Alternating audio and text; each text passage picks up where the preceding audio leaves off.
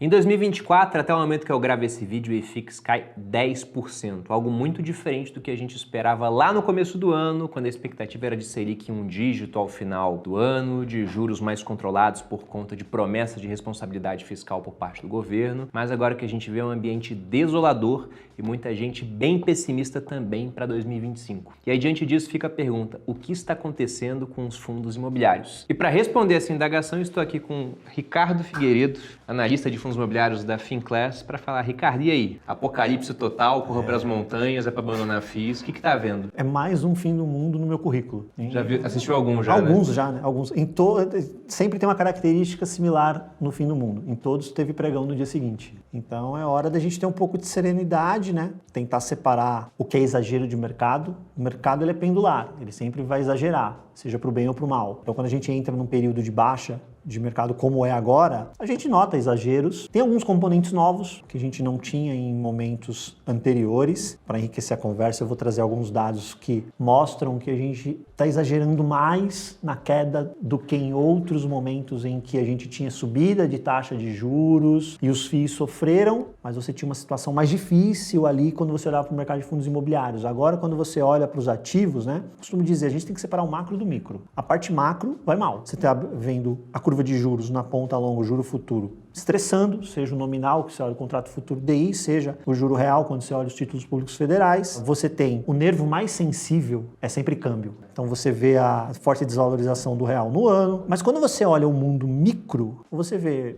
vacância no mercado de escritórios em São Paulo caindo. Você vê ocupação em logística indo muito bem, obrigado. Você vê o varejo, especialmente no shopping center, também com dados positivos. Você olha para as carteiras de crédito, olhando para os fundos de papel. Quando você se fecha ali no mundo de melhor qualidade, você não tem eventos de crédito ali causando celeumas nessas carteiras. Então, as carteiras continuam adimplentes, tudo certinho, olhando as carteiras de maior qualidade. Você fala, pô, há uma desconexão. E aí procuro, né, o trabalho do analista é procurar onde estão esses fundamentos com dados dessa desconexão, né? Então, o IFIX está caindo aí ao redor de, como você colocou, 10%, um pouquinho, 10,70%, né? Se pegar o último fechamento antes da gente produzir esse material, é pior do que a pandemia. A pandemia caiu quanto? 10,24%. E só não é pior do que 2013, quando caiu 12 alguma coisinha, 12,6% se não me engano. Mas a gente ainda tem metade do mês para rolar, né? Então pode ser eventualmente, quem sabe, que a gente tenha o pior ano do IFIX. Mas se não tiver o pior... Em 2012, né? Ele começou 12, mas os dados retroagem até 31 de dezembro de 10. Então você tem 11 cheio, 12 cheio, assim por diante. Tanto é que 11 é positivo, 12 é positivo, 13 cai. Aí você tem 2 anos ali tentando dar uma recuperada, aí você tem anos maravilhosos, aí 20 cai. 20 é um ano diferente, porque é pandemia, né? Então eu gosto muito de comparar com 13, porque 13 você olhava lá, quanto é que estava a taxa do título público federal, que é referência, que tem uma duration similar, um prazo médio similar com o que a gente usa hoje. Hoje eu uso 2035, Tesouro IPCA 2035. Então quando eu volto lá em 2013, que eu pegava algo que tinha prazo médio similar, a taxa lá no final do ano era 6 e qualquer coisa, 6 baixo. 6,3, se não me engano. Hoje a gente está olhando para o Tesouro IPCA em 7. Sim. Olhar para o dividend yield do IFIX, né? Se eu pegasse todo o IFIX e produzisse um dividend yield sintético e comparar com o de hoje, eu não acho justo. Porque a composição do IFIX mudou muito nesse período. A gente está falando de 11 anos de mercado. Então tem fundo que está hoje no IFIX que não existia naquela época. Tem fundo que tinha naquela época que não existe mais. Então vamos fazer o seguinte, vamos procurar alguns casos que tinham fundos. Eles estavam naquela época, eles perpetuaram, estão até hoje, né? Então você olha alguns casos, especialmente fundo de escritório, eles negociavam com um nível de renda com prêmio em relação ao título público federal, neste cenário lá de 13, menor do que a gente negocia hoje. E um fundamento pior, porque era um mercado que tinha mais vacância, né? Então eu olho assim e falo, pô, o fundamento micro hoje está melhor e eu tenho mais prêmio. Eu vejo que o mercado deu uma exagerada. Tem um fato, especialmente nesse mês de dezembro, que a gente tem muita deterioração, porque o IFIX ele caiu até novembro, 6%. O resto da queda é todo em dezembro. Se olhar gráfico, tá caindo assim quase que verticalmente agora o último mês. E aí a gente começa a olhar o detalhe do dado. Quando você olha os pregões, é muito volume. E, pô, o que está causando isso daí, né? Outro fator que não existia lá em 2013 e a gente tem esse ano, já tinha no ano passado e esse ano ficando um pouquinho mais forte, existem fundos internacionais que compram cotas de fundos imobiliários. São fundos passivos, os famosos ETF. Então eles seguem índices e ele tem que colar no índice. Sim. A gente tem um rebalanceamento de um gigantesco que ocorre agora dia 20 de dezembro. E nos últimos rebalanceamentos, a gente já notou que essa turma percebeu que o mercado não tem profundidade para aguentar o volume com que eles vêm. Então, eles antecipam o movimento em algumas semanas. Eles já vêm montando posição, seja naquilo que eles têm que comprar, seja naquilo que eles têm que vender. Porque se perde participação no índice, o fundo passivo ele tem que vender. Esse é um ETF que ele acompanha o mercado imobiliário pelo mundo e o Brasil é uma parte? Ele acompanha o mercado global, nem imobiliário, é global. Então você imagina o tamanho da participação que fundo imobiliário tem nesse ETF. É irrisória. Só que é tanto dinheiro que para o nosso mercado é muito grande. Ou seja, ele consegue fazer esse ajuste antes da mudança efetiva do índice. Ah, Ricardo, mas ele vai desenquadrar. Lembra? É ínfimo. Não vai startar os controles, né, de mercado. Por exemplo, a gente tem lá um controle de tracking error, né? Quanto você desvia deste benchmark. É tão pequena a participação que ele antecipar em alguns dias, não mexe nisso, resolve a vida dele, só que causa um alvoroço no nosso mercado. E ele está tendo que rebalancear para vender a gente, tanto por conta de queda dos FIIs, quanto também por conta do dólar valorizando contra o real. Provavelmente. A gente não tem ainda no granular qual é o tamanho dessa participação de cada um, mas a gente precisa começar a elencar suspeitos no mercado. O volume é tão grande, uma parte disso é pessoa física se desfazendo e correndo para a moita do CDI. CDI subindo, o cara vende FII. Isso é inegável. Né? Sempre foi assim, a maior parte do mercado é pessoa física, continuará. Mas este volume muito forte que a gente está tendo neste começo de dezembro, e com esse advento desse rebalanceamento desse índice no dia 20, para mim tem cara, cor e cheiro que um pezinho do gringo nessa desvalorização mais forte de dezembro tem. Que para ele, no ETF, não vai causar celeuma nenhuma, ele enquadra do ponto de vista legal, de compliance, ó, tá aqui, colei no índice, fiz minha parte. A gente vai ver isso mais adiante, né? Quando sair certinho a configuração do índice, né? Mas para mim isso já é a antecipação do gringo fazendo esse movimento de ajuste um pedaço. E aí a gente observa isso que eu coloquei. Você olha fundos que estão entregando nível de rendimento que são, assim, verdadeiras tentações, né? Quando eu olho para o título público federal pagando lá IPCA mais 7, é bom. Não vou negar. Bom, a parte do meu aporte está indo nisso também. Mas eu não posso desprezar essas oportunidades que a gente tem no mercado de fundos imobiliários. Mas já adiantando um pouquinho, 25 não vai ser passeio no bosque. Acho que a gente vai viver de espasmos. A gente vai olhar, nossa, ficou tão barato que você vai ter aquele sustinho. Porque no final das contas a gente precisa da melhora do cenário macro. Se o cenário macro não endereçar, a gente vai ficar dando espasmos aqui quando o negócio ficar assim, ainda mais barato do que tá, porque eu não vou nem dizer ficar ridiculamente barato, porque para mim já tem um monte de fundo que tá ridiculamente barato. Mas vai ficar ainda mais ao ponto que, não faz mais sentido e aí a força compradora entra. E também vamos torcer para, pelo menos no comecinho do ano, você não tem esse advento do rebalanceamento do índice, ele vai ocorrer mais para frente. Aí você começa a ter uns ajustes de posição. Ele rebalanceia a cada quanto tempo esse índice? 4 meses. 4 meses? Então 3 vezes por ano a gente pode ter um fluxo vendedor. Se o macro não for corrigido, quantidade de valorização de moeda, isso deve acontecer. E o inverso é verdadeiro, né? Quando você tem um cenário benigno, né, como a gente já teve, você vê força compradora. E eles aprenderam a lição que no começo eles estavam deixando para fazer o rebalanceamento no dia da virada. O leilão de fechamento era uma boçalidade de volume que entrava. Né? As distorções de precificação eram gigantescas. Agora eles estão tentando organizar mais. Eles vêm antes, causam uma bagunça em vários pregões, mas não fica focado só em um pregão. E quem você acha que sofreu mais de uma maneira que não seria adequada por conta do exagero no mercado? Foram os fundos de papel, os fundos de fundo? Realmente foi o tijolo? O que está mais descontado na sua visão? Fundo de fundo sempre sofre mais nesse tipo de cenário, né? Porque ele intrinsecamente carrega mais beta. Porque o gestor ele perde a capacidade de gestão de fato. Ele não vai vender cota no prejuízo, porque vai ofender resultado e vai ofender distribuição, cai o valor da cota de mercado. Não consegue emitir, que era o sonho dourado dele, emitir e comprar um monte de cota barata, ele não consegue, porque a distância patrimonial inviabiliza a emissão. Como é que o cara vai emitir se ele está 20% abaixo do valor patrimonial? Ninguém vai comprar, né? E era o cenário para ele poder estar emitindo agora. Para comprar barato. Para comprar barato, mas ele não vai conseguir. Como é que ele faz caixa? Vende, mas como é que eu vendo? Eu tinha que ter posição muito antiga para ainda ter algum lucro, no mínimo tá no 0 a 0, que aí eu saio e tento encontrar uma coisa que está mais descontada. Uma outra posição ele até consegue, mas isso é nanométrico, né? Porque se ele vende e tem prejuízo nessa parte do ganho de capital, isso afeta a distribuição de Passa no resultado, o prejuízo passa no resultado, aí ele vai reduzir a distribuição e a gente sabe que a pessoa física é extremamente sensível à distribuição, a cota vai sofrer ainda mais no secundário. Então, fundo de fundos, houve um cenário ali no no final do primeiro TRI de 23, que eu dizia que, olha, fundo de fundos, se você fechar o olho e pegar qualquer um, você vai ganhar dinheiro, você não vai fazer a melhor compra do mundo, porque esse não é o jeito de selecionar o fundo imobiliário, mas está tão barato que se você fechar o olho, você tem que ser muito dedo podre para poder pegar o que vai andar menos. A gente entra num cenário muito parecido. Você fechar o olho e pegar um fundo de fundos, carregar numa janela aí de 12, 18 meses, na minha visão, você vai fazer... E além de tudo, você tem um carrego de renda muito bom. Tem fundo de fundos que está pagando aí 13% ao ano, né? Isento de R. Isento de imposto de renda. Então, e aí você carrega a figura do duplo desconto novamente, que no comecinho do ano já tinha começado a morrer o duplo desconto. Os fundos e fundos andaram bem ano passado, então você olhava os relatórios, já tinha gestor tirando o gráfico do duplo desconto, porque não tinha mais, já estava começando a virar ágil, falou, esquece esse gráfico. Voltaram. Normalmente eles abrem o gráfico, o relatório já mostrando isso. Então, fundos de fundos. Aí depois vem os tijolos, que naturalmente sofrem, né?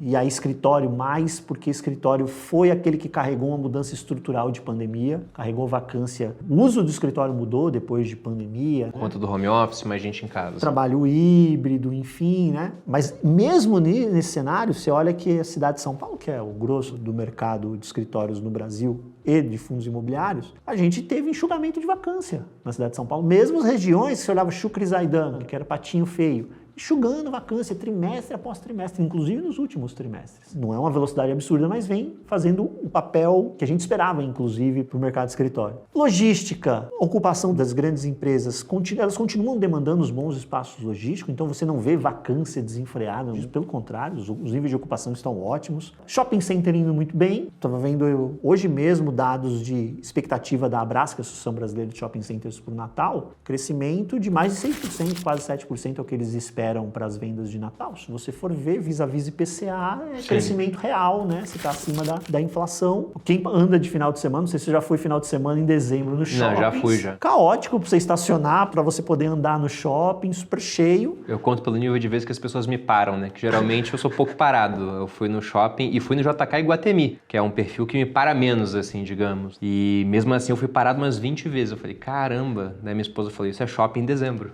E tá muito cheio. Exatamente. Então, a expectativa é que quando a gente pega os rendimentos de começo de ano, porque tem o shopping, ele vem de dezembro, fatura o lojista em janeiro, normalmente vai pingar para o cotismo do fundo imobiliário ou no final de janeiro ou no começo de fevereiro, perdão. Então, uma expectativa até de rendimentos crescentes para esses ativos, né? Agora, o que me espanta, né, eu vou colocar entre aspas aqui, é o nível de desconto que eu vejo em fundos de papel, especialmente os de maior qualidade. Porque o que é um fundo de papel? Ele é um repassador do indexador. Sim. Então, o que a gente espera para o CDI? Para cima. Inclusive, o último Copom, 3 em 1.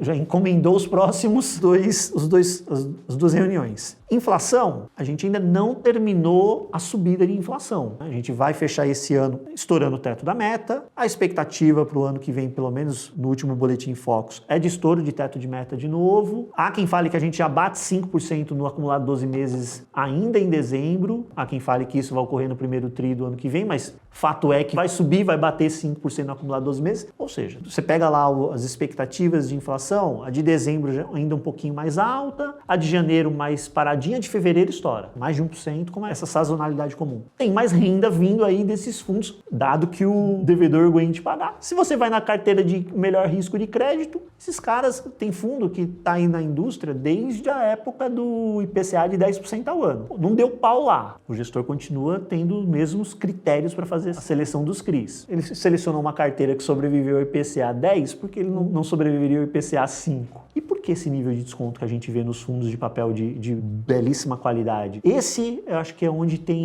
me espantou mais. O nível de desconto se espanta, mas também acaba sendo um ponto de entrada muito interessante para você carregar essa carteira e ter um dividendo acima da média quando você compara com tijolo, que é o que você espera mesmo no fundo de papel. Afinal, todo o retorno do fundo de papel, teoricamente, ele está ali no dividendo mesmo, né? Mas você traz o componente de ganho de capital que você nem espera. Quando você investe genuinamente no fundo de papel, você nem espera esse componente. Sim. Mas agora, dada a condição atípica, que você olha as carteiras de melhor risco de crédito, dando esta oportunidade de você entrar tão para trás do valor justo, pode pingar aí até um 10% de ganho de capital numa normalização de de preços de mercado, né? Faço até um paralelo com fundo de infra. Fundo de infra, até poucos meses atrás, o pessoal olhava e falava, nossa, a carteira é boa, paga direitinho, mas esse preço parece que tá meio caro. Todo mundo acima do patrimonial, né? Agora o pessoal olha e fala, pô, voltou da ponta de entrada bacana aqui também, né? Então as oportunidades estão à mesa. Aqui tá todo mundo olhando para o quê? Para a Selic, né? O CDI pagando bem, óbvio, mas vamos lembrar, CDI é taxa diária de curto prazo. Da mesma forma que está encomendado aí que ele vai bater os 14,25 e muito provavelmente até vai para cima disso depois, mas na normalização, o ponto que eu trago é você não consegue comprar uma renda de prazo mais dilatado em cima dessa taxa que você está vendo hoje. Porque quando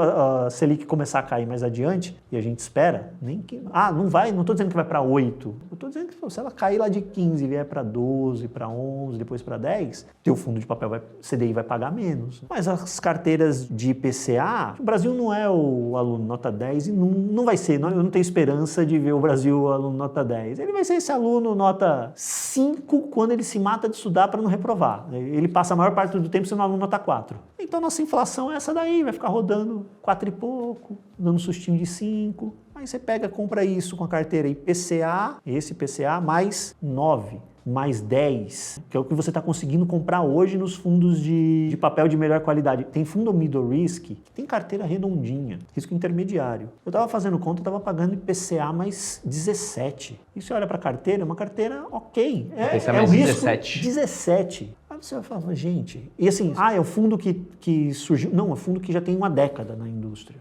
Histórico para você avaliar, entendeu? Você sabe que você está tomando mais risco porque o gestor sabe fazer esse risco intermediário. Ele já está uma década na indústria fazendo isso. Tá mais 17? Pô, eu não vai ser o carro-chefe na minha posição. Não pode ser a minha pimentinha? Ao invés de ir para o mundo high yield, pegar aí um middle risk desse que tem taxa... Isso é taxa de high yield. Eu estava vendo alguns fundos da Quiné, porque eles têm um mapa lá na gestora, né, que mostra, assim, questão muito de legal. risco, retorno, e vários pagando IPCA, depois de taxa já, IPCA mais 9 ponto alguma coisa, mais 10 alguma coisa. De fato, o prêmio, comparado ao título público, está muito alto e para um negócio que ainda é isento de R quando você está recebendo todo mês, quando você não considera ganho de capital. É até interessante porque vários clientes de assessoria, por exemplo, o cara fica investindo em CRI de maneira individual porque aquilo gera uma comissão por assessor, né? Alguns vão começar a ver isso agora nos relatórios que vão apresentar o quanto o profissional está ganhando. Sendo que com o fundo imobiliário o cara pode investir em algo que é listado, é mais fácil de você negociar, tem liquidez e que ao invés de ter um CRI tem dezenas. Então tem muito mais diversificação e para receber aquilo um pedacinho mensalmente. Então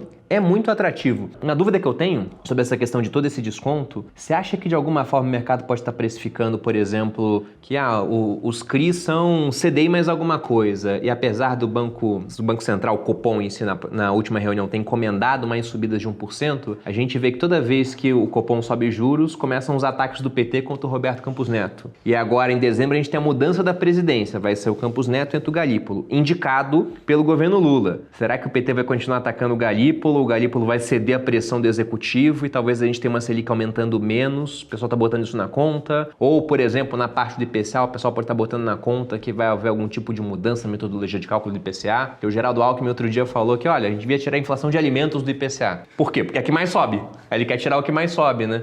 Você acha que tem a ver com isso ou não? É mais desespero mesmo? Primeiro ponto que eu vou trazer, a gente tem a informação do Copom, tem o comunicado, mas não temos a ata. A ata ainda não saiu da reunião. Quando você olha o comunicado coloca lá, decisão unânime pela subida de 1 ponto e no mesmo parágrafo, aí aquela análise da semântica, no mesmo parágrafo está dizendo, olha, e dado mantido o atual cenário, antevemos 2 altas de mesma magnitude nas próximas 2 reuniões. Decisão unânime. E Galípolo já é membro, é o diretor de política monetária. Então não vai dar para o Galípolo assumir no primeiro Copom, lá em janeiro do ano que vem, e falar, olha, isso daqui, eu estou sentando aqui agora, quem escreveu isso? Você assinou. E vale lembrar que as últimas todas, desde aquela reunião do Racha, foram unânimes. Foram unânimes. Então, os meus 2 centavos de contribuição em relação à política monetária, o Banco Central ele foi para um all-in para tentar um choque de credibilidade. Isso tem risco. Porque quando ele faz esse movimento sem deixar um quê de dúvida no mercado, será que ele vai dar 0,75? Será que ele vai dar 1? Enfim, até onde ele vai? Meio que o mercado do outro lado da trincheira já falou,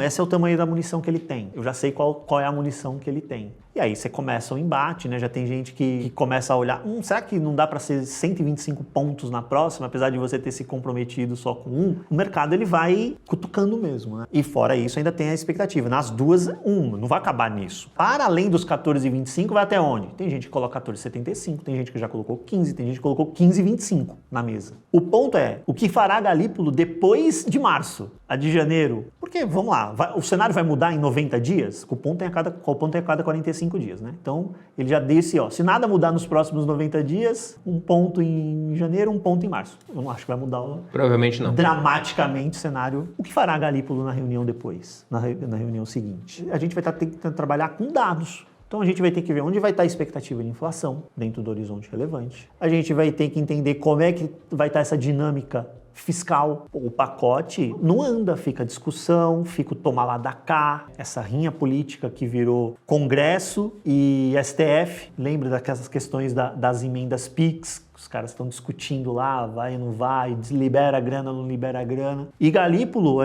o que a gente espera, pelo menos dado o que ele fez nas últimas reuniões até agora, é que ele mantenha o perfil técnico. Pelo menos as últimas falas dele foram nessa linha. Agora tem um ponto que a gente, como sociedade, precisa discutir, que é a nossa meta de inflação. Nossa meta de inflação é crível. 3% para o Brasil, né? 3% para o Brasil. É uma meta crível? Eu, na brincadeira com os outros analistas, né, eu gosto muito de fazer analogias, falei, não dá, gente. Pegaram um aluno mediano, né, de escola brasileira e falaram, a sua meta é entrar no MIT. Não dá, gente. A gente precisa voltar a discutir isso. O problema é o momento e quem vai fazer essa discussão. É que se voltar a discutir isso agora, né? Momento e quem vai fazer. Como é que vai ser agora, a credibilidade? Isso é tema que a gente vai ter que trazer para a mesa. Por quê? Porque o que está acontecendo? A gente tem uma pista, né? O nosso sistema de metas de inflação é uma pista. O Brasil ele está andando no acostamento o tempo inteiro. A gente só anda lá para e a parte de cima da meta. A gente anda no acostamento o tempo inteiro e este ano vamos para fora do acostamento. Estamos na grama do lado de fora, né? Estouramos a meta. Pro ano que vem, o que os economistas esperam? Mais uma vez, grama. Vamos estourar. E quando você olha as expectativas para 26, a gente já está dentro do acostamento e cada vez a grama vai ficando mais perto. Parece que o nosso carro não consegue andar nessa pista que foi desenhada. Parece. Isso é um problema nosso como sociedade? Porque, vamos lá, a gente está falando de juro real na ordem de 10 pontos. É muito juro real. É o segundo maior juro real do mundo, só perde para a Rússia que está em guerra com a Ucrânia no momento. É muito juro real. Até quanto tempo a gente vai aguentar isso? Ninguém aguenta, nenhuma economia aguenta um juro real desse por muito tempo. Então a gente precisa decidir o que a gente quer como sociedade. Isso é uma discussão como sociedade que a gente precisa, né? Enquanto isso, enquanto a gente vive todas essas celeumas num caldeirão só, os ativos de risco sofrem, né? E aí você está vendo o IFIX no patamar que está, né? Caminhando para ser o segundo pior ano da história dele, se não o pior ano da história dele. Já fez o pior outubro da história do IFIX. Está tendo o pior dezembro da história do IFIX. Tudo isso num cenário micro, imobiliário, que não condiz com essa realidade. Então, quando você olha a notícia de renovação de contratos de aluguel, para cima, melhorando a renda dos imóveis. Todos não, mas boa parte. Os negócios que vão saindo, saem preços por metro quadrado que em nada conversam com a realidade. Tem fundo imobiliário que eu sento para fazer conta, aí você olha assim, eu tô comprando esta parte do portfólio aqui por tantos reais por metro quadrado, que é 30% abaixo do valor que saiu transação de imóvel similar na mesma região, recentemente. E tem essa parte que eu ainda estou levando de brinde. Está precificada a zero. Estou levando de brinde isso daqui. Então eu estou pagando barato nessa parte, isso aqui está saindo a zero e é isso que está na tela. E, mas eu não estou carregando renda. Não, está carregando renda. Está carregando renda de 10% ao ano, 11% ao ano, 12%, 13%, 14% ao ano em alguns casos. Não faz sentido. Para mim não faz sentido, né? Só que está certo na hora errada e está errado. O que você precisa ter, na minha opinião, olha, você tem lá um plano de investimento que você vai seguir. Você já definiu quais são os seus aportes, qual é cada caixinha e você vai fazer esses aportes de maneira paulatina. Por incrível que pareça, ter muita grana para aportar de uma vez só agora pode ser um problema. Um bom problema, mas um problema, né? Um problema que você tem que endereçar de qual forma? Faz devagar, não faz o aporte todo de uma vez. Eu me lembro que há algumas semanas eu aportei Tesouro IPCA. E eu comprei uma taxa que eu falei, nossa, espetacular. Eu já tô tomando um calor na marcação a mercado, né? Porque ficou mais espetacular ainda, entendeu? O próximo aporte vai ficar melhor ainda, né? Porque disciplinas do aporte tem as datas certinhas. É isso que a pessoa tem que fazer, né? E medir o nível de risco. Cada pessoa tem a sua tolerância a risco. O teste do travesseiro é o melhor que tem, né? Tu comprou uma posição, começou a pensar nela enquanto tá dormindo, comprou demais. comprou demais. Tinha que ter comprado menos. É nesse tipo de cenário que você faz as melhores compras. Só que você só descobre isso lá adiante, né? De antemão, quando você olha para o histórico, 2013, o IFIX caiu 12 e poucos por cento. Foi em 14 que recuperou? Não. 15 já deu uma melhoradinha. Aí em 16 deslanchou. Então era melhor ter comprado no final de 15. Hoje, né? Se eu tivesse o DeLorean, eu teria voltado. Fica mais fácil, né? Se alguém tiver o DeLorean na garagem, estamos aí. E outra coisa, quem começou a aportar ali no final de 15, tá bom, você fez um aporte de que tamanho? Parabéns, você tem uma ótima história para contar no Happy Hour e mudança de ponteiro financeiro mesmo na tua vida, 0. Percentualmente ficou legal, no absoluto era algo pequeno. Agora, se você veio com a disciplina de aportes, todo este bolo aqui bebeu a alta. E a alta foi muito mais forte. Porque quando você olha, esse é outro fator que eu chamo a atenção. Quando você olha os anos de depressão do IFIX, entre 10 e 12. Quando você pega os anos maravilhosos, mais de 30% de alta. Então a reposição, quando ela vem com vigor. Só vai beber isso quem já tiver embarcado, né? Quem não tiver embarcado, no final das contas é capaz de dar saída para quem já estava embarcado realizar lucro. Lógico que falar sobre futuro é sempre muito complicado, né? O Warren Buffett tem uma frase que eu acho maravilhosa, que ele diz que o para-brisa é sempre muito mais embaçado do que o retrovisor. Então olhar lá para trás é tranquilo, você vê a trajetória, olhar para frente é mais complicado. E em 25 você já adiantou que enxerga um horizonte muito parecido com 24, digamos assim. Ou seja, um negócio mais difícil, não deve uma recuperação. O que você acha que falta para uma recuperação? Será tipo 2015, 16, que foi uma mudança de governo que fez o gatilho para a reprecificação dos ativos? Ou você acha que pode vir antes por algum motivo? Vamos lá. Eu não espero que a gente tenha mais um ano de FIX caindo 10%, né? 2 dígitos. Eu não espero isso. Mas também não acho que a gente vai ter um ano de recuperação em 25. Se for um ano que ele fique ali rodando de lado, será um ano que eu, como investidor, vou aproveitar para fazer mais compras de renda passiva, me pagando 14, 15. E detalhe, né? Ela está pagando 14, 13, 12, de 12 a 14, no atual nível de distribuição. Só que quando você pega fundos que aceleram a distribuição, você pegar fundo de shopping, por exemplo, que a distribuição cresce de uma forma legal, alguns fundos de logística também, o teu yield on cost ele só vai melhorando dessa posição que você está aportando agora. Porque o nível de distribuição por cota cresce, o teu custo adquirido agora está parado, é esse, né? Então acho que esse é um ponto que eu gostaria de destacar, né? Eu não acho que 25 a gente vai ter quedas, olhando para o cenário atual, quedas da mesma magnitude, mas também se ficar ali, tiver uma quedinha pequena ou uma alta muito tímida, perto do 0 a 0, ok. O que muda? A mudança de governo, para além de mudança de governo, na verdade o que muda é mudança da política econômica. Então você tem que ter uma política econômica calcada em austeridade fiscal. Medidas que de fato a gente olhe lá para o arcabouço, bom ou ruim é o que temos. Ele vai ser respeitado. A gente olha para a trajetória, porque a lição de casa do Brasil, ela não é difícil. A gente não está pedindo para o Brasil diminuir a sua relação dívida-PIB. Não. A gente está pedindo só para ela não se tornar explosiva. Olha, a gente só quer ver ela crescer e estabilizar num determinado patamar. É estabilizar. Então, se conseguirem entregar uma política econômica que mostre isso, a minha leitura, você já vai começar a ver os prêmios de riscos diminuírem. Porque eles estão muito elevados. Você tem uma assimetria muito favorável. É fazer o mínimo da lição de casa, é diminuir o ruído. A gente tem muito ruído hoje. Você bem colocou, não dá para o presidente da República bater no presidente do Banco Central, como a gente viu, foi uma pancadaria no ano de 2024.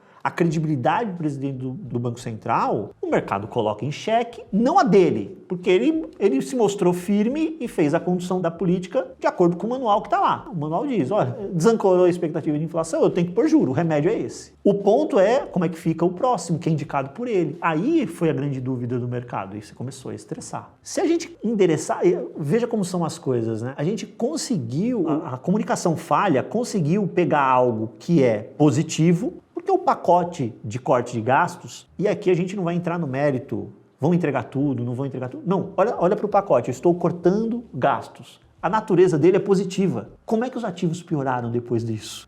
Comunicação falha. Então conseguiram transformar um negócio que é positivo para a economia em algo que gerou estresse nos ativos de risco por conta de uma comunicação falha. Então se a gente tiver uma política endereçada para o caminho crível. O Brasil, historicamente, ele não pede a entrega, ele pede o caminho. É só você olhar. Todo mundo sempre fala, me mostra o caminho que você vai fazer. É só olhar a meta de inflação. A gente sempre, com nossos momentos áureos, a gente olha a trajetória, lá na frente a gente vai entregar a meta. Que bom, aí os ativos sobem. Não é que a inflação já caiu na ponta curta, é que lá na frente o mercado já enxergou que a gente ia entregar a meta. Entregou a meta? Raramente. O mercado acreditou. É isso que a gente tá querendo. Olha, façam as medidas de corte de gastos para a gente ver essa trajetória de dívida estabilizar, aí os prêmios de risco vão desinflar. Desinflou, é automático. Os ativos de risco vão se valorizar, porque tem muito prêmio na mesa hoje. Tem fundo de escritório, por exemplo, que tá rodando em cima de um prêmio do Tesouro IPCA de 5, 5,5%, 6% mais ou menos. Que lá em 2013, o fundo estava rodando num cenário não tão bom quanto está hoje, em nível de ocupação, e ele estava com 300 pontos de prêmio em relação a 3% em relação ao Tesouro IPCA da época. Quer dizer, hoje tem mais prêmio, numa condição que o ativo está melhor, o ativo está mais diversificado, tem um portfólio de mais qualidade, o ativo está melhor. Como é que ele está rodando com mais prêmio hoje? Porque você tem uma exigência de prêmio de risco que está exagerada. Não está exagerada à toa. A gente precisa de uma comunicação mais efetiva, de um plano crível para poder a gente olhar e falar, essa dívida vai estabilizar. E aí tudo se acalma e os ativos vão se valorizar. Vai acontecer em 25? No primeiro semestre eu não acredito. Ali no final do segundo, quem sabe? Porque a gente tem uma série de elementos que a gente está aprendendo ainda, inclusive, a mensurar os efeitos. Você olha, por exemplo, esse mercado de trabalho em pleno emprego, você tem um quê aí de reforma trabalhista, que a turma que sente e faz conta ainda não conseguiu capturar. A turma erra, está errando, né, a previsão disso. Por quê? Porque a gente está colhendo efeitos ainda lá da reforma trabalhista no mercado de trabalho, porque tem delay. Todo esse aumento de juros que a gente está dando agora, os reflexos não começaram chegaram na economia ainda. Vão chegar. Aí a gente vai ver essa economia esfriar. Isso é uma coisa que causa preocupação no mercado, que é, essa economia vai esfriar no final de 25 e 26 tem eleição. Qual vai ser a reação do governo? Vai dobrar a aposta ou vai fazer a lição de casa? Então, um quê deste prêmio, mas é isso. E aí, como é que você acalma isso? Comunicação, não tem outro caminho. A situação ela é bem complicada, né? Porque, como você bem disse, você pega a política econômica do governo, ela não é uma política que ela traz credibilidade agora. Pelo contrário, quando vai anunciar corte de gasto, na verdade, anunciar, vamos cortar 70 bi em 2 anos, mas vamos isentar também quem ganha abaixo de 5 mil no imposto de renda. O primeiro cálculo, ela fala, isso vai custar 50 bi. Cara, já devolveu quase tudo. Depois o Haddad falou, não, é 35, mas devolveu 1 ano de economia. E a resposta é sempre, não, vamos cobrar do mais rico. Como se fosse fácil conseguir fazer isso. Mas enfim, a política econômica não traz credibilidade. O dólar bate 6, como aconteceu logo depois desse pronunciamento. Aí se encomenda uma inflação mais alta. Aí para conter a inflação, o Copom vai lá e sobe a Selic. Só que ao subir a Selic, essa última subida de 1%, já calculam que vai custar 50 bilhões a mais por ano por conta da dívida pública. Aí veja, 50 bi no ano já está anulando toda essa economia que teoricamente a gente teria por parte do governo. Nos próximos 2 anos, que é 25 e 26. Mas será que em 26 vai economizar mesmo, sendo que é ano de eleição? Então é um negócio realmente que fica complicado a gente observar isso e falar, cara, como é que vai melhorar? Se cortar gasto para todo esse ciclo, né? Porque muita gente fala que esse ciclo ainda vai continuar, porque eu dei a linha aqui, mas vira um ciclo por quê? Porque se aumentou o juro, aumentou a despesa com a dívida pública, isso bate lá também na responsabilidade fiscal. Aí fala, não vai dar, a inflação, o dólar fica mais alto, a inflação fica mais alta, Selic sobe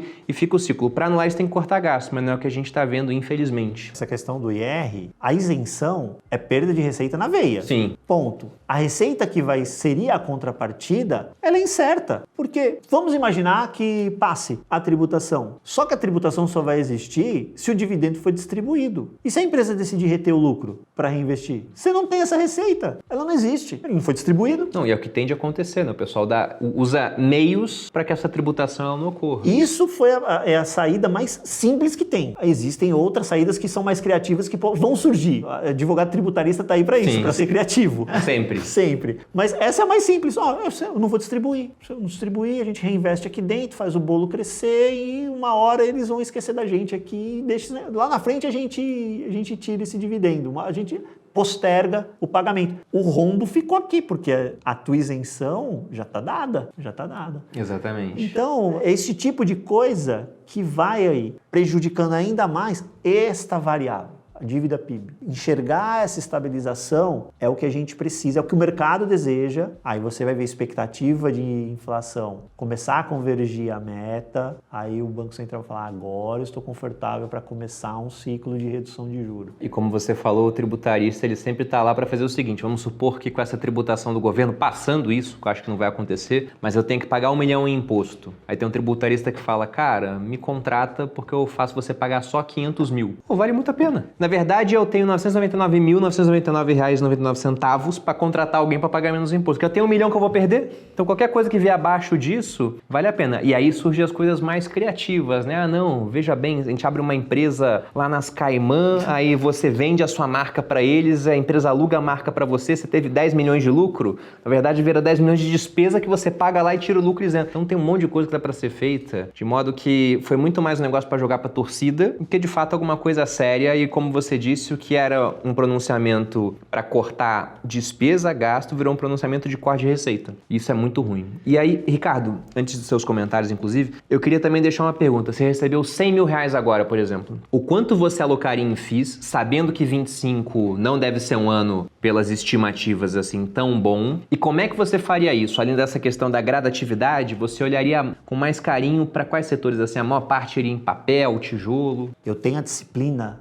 de ter exposição em FIIs algo entre 15% a 20% da minha carteira. E aí eu vou trabalhando de acordo com um cenário de efetivamente talvez ter um pouco mais de tijolo, um pouco mais de papel. Eu acho isso muito interessante, tendo em vista que você é um cara que entende muito do mercado, acompanha todo dia, mas fica entre 15 e 20. 15 e 20. 15 e 20 para mim é um patamar que faz sentido na minha carteira. Não sou all-in, a galera acha, é all-in em fundo imobiliário. Não sou, não acho. Até porque, de onde veio essa metodologia? Pô, o nosso time de análise sentou, fez um estudo, foram meses de estudo para a gente criar uma alocação que a gente entende que é uma alocação que você fala, essa alocação eu investiria o meu recurso e essa alocação, quando a gente faz, você faz backtest? É lógico, né? Porque eu não tenho os dados do futuro, eu só posso fazer backtest. Quando a gente faz backtest, o resultado sempre foi muito favorável. Diante desse cenário, hoje eu acho indispensável alguma exposição a fundo de fundos, ainda que seja uma classe que lá adiante eu entenda que ela vai sendo substituída gradativamente pelos multi-estratégias, mas o fundo de fundos hoje, no nível de preço que ele está, boa parte da indústria, um fundo de fundos qualquer, no nível de preço que ele está, a carteira que ele carrega, o nível de renda que ele vem gerando